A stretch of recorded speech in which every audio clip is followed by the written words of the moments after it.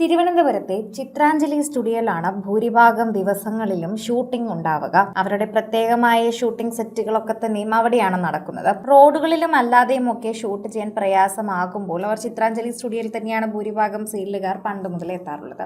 സീരിയലുകാർ മാത്രമല്ല, സിനിമാക്കാരും അങ്ങോട്ട് തന്നെയാണ് എത്തുന്നത് എന്നറിയാം.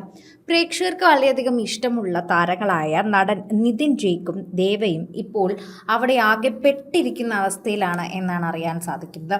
അവർ ഒന്ന് നടന്ന് മുന്നിലേക്ക് വന്ന് 20 സെക്കൻഡ് കഴിഞ്ഞതും പുറകിലെ ഒരു വൻ മരം തറയിലേക്ക് വീഴുകയായിരുന്നുവെന്നും ഒരു 10 സെക്കൻഡിനുള്ളിൽ ഞങ്ങൾ ഇപ്പുറം കടന്നില്ലായിരുന്നുവെങ്കിൽ ഞങ്ങൾ ആ മരത്തിൻ്റെ അടിയിൽ തന്നെ പെട്ടുപോയേനെ എന്നും ഇന്ന് ഞങ്ങളുടെ ആയുസ് നീട്ടിക്കിട്ടി എന്നുമാണ് ഇപ്പോൾ നിതിനും അതുപോലെ ദേവയും പറയുന്നത്.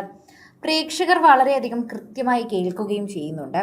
എന്നാൽ ഒരാൾ അപ്പുറം വശത്ത് പെട്ടുപോയി എന്നും അദ്ദേഹത്തിന് ഇങ്ങോട്ട് കടക്കാൻ സാധിക്കുന്നില്ല എന്നും നടൻ സാജൻ സൂര്യയാണ് അപ്പുറം വശത്ത് പെട്ടുപോയതെന്നും ഈ നടന്മാർ തന്നെ വ്യക്തമാക്കുന്നുണ്ട്. നിതിനും ദേവയും പങ്കുവച്ച വീഡിയോയിൽ തന്നെ ഇതിനെക്കുറിച്ച് പറയുന്നുണ്ട്. വലിയൊരു മരമാണ് അവിടെ നിൽക്കുന്നതെന്ന് കാണാനും സാധിക്കുന്നുണ്ട്.